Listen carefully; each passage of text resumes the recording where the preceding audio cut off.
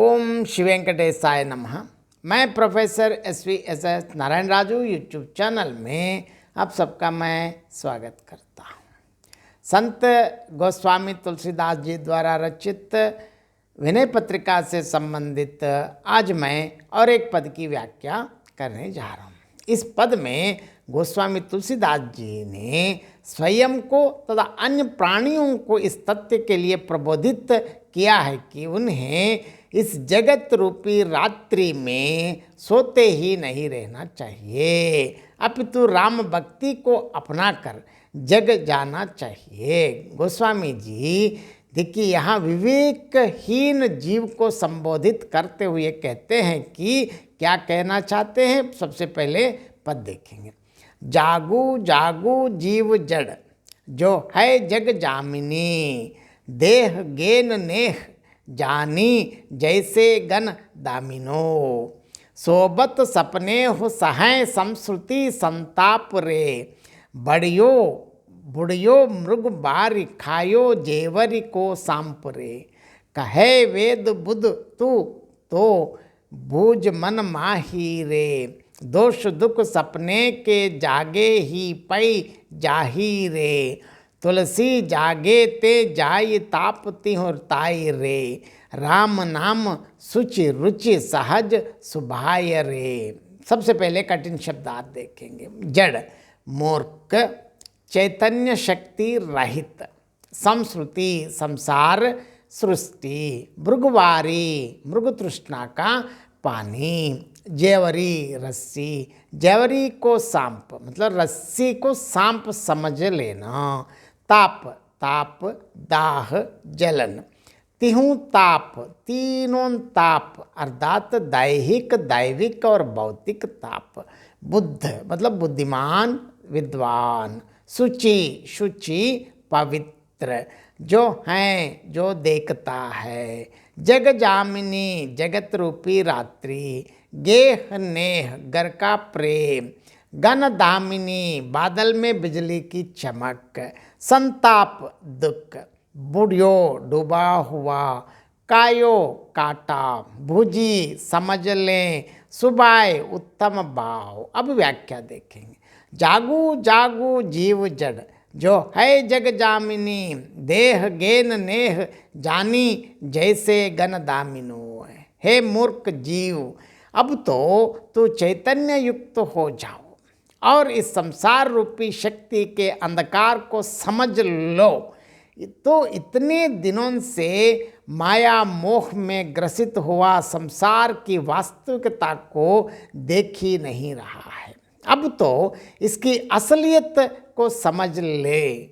अपने शरीर एवं घर गृहस्थी के प्रति अपने लगाव को ऐसा ही क्षणिक समझे जैसे कि बादलों के मध्य क्षण भर के लिए खौंद जाने वाली बिजली की चमक एकदम अस्थायी होती है।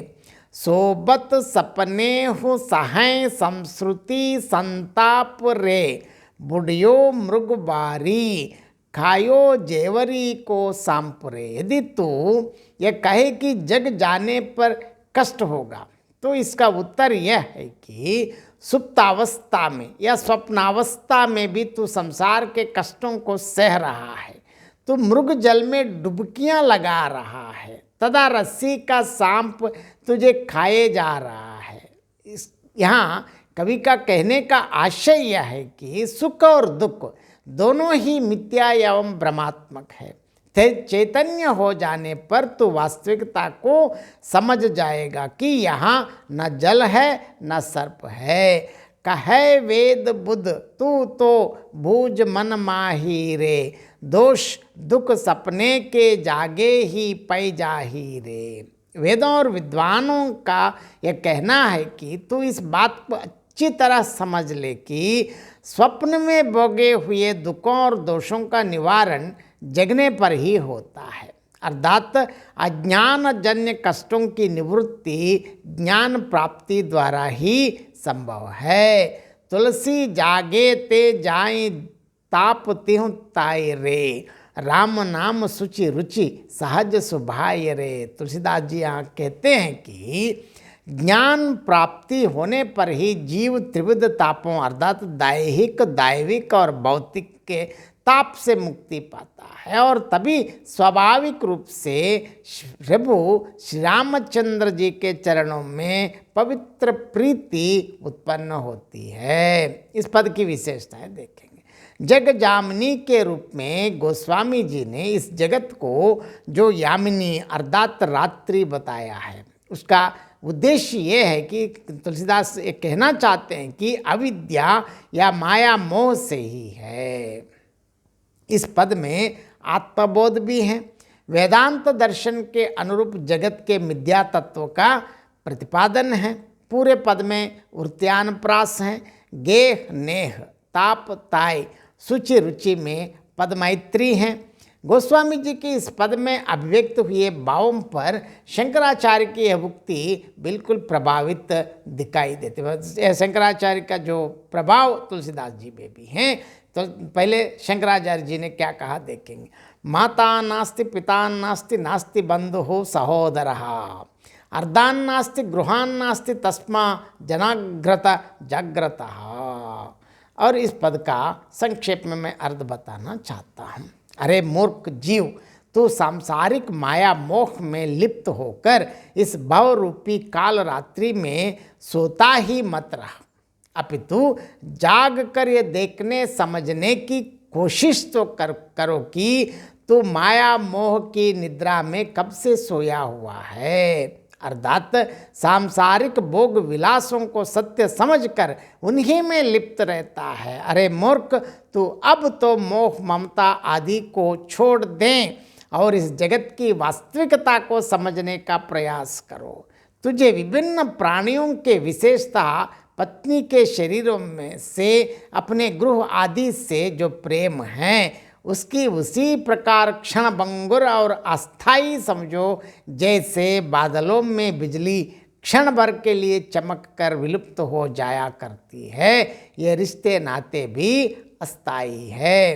अरे प्राणी, तुमने नाना प्रकार के सांसारिक भय और कष्ट तेरी जागृत दशा में ही नहीं अपितु स्वप्नावस्था में भी पीड़ित करते रहते हैं। तेरी दशा मृग तृष्णा के चक्कर में फंसे उस हिरण जैसी हैं जो रेगिस्तान में जल की झलक पाकर उस स्थल की ओर दौड़ता है, परंतु वहां पहुंचने पर उसको जल उस स्थान से धागे की ओर प्रतीत होता है। बार बार जल की भ्रांति में फंसता हुआ मृग इधर उधर दौड़ता हुआ बेहोश होकर मर जाता है। यहाँ तुलसीदास जी कहने का उद्देश्य यह है कि तुझे यह भ्रांति होती रहती है कि सांसारिक भोग विलासों की तेरी पिपासा इस या उस भोग से शांत हो जाएगी और तू इसी भ्रम में ग्रस्त होकर नाना प्रकारी भोग विलासों की ओर भागता रहता है।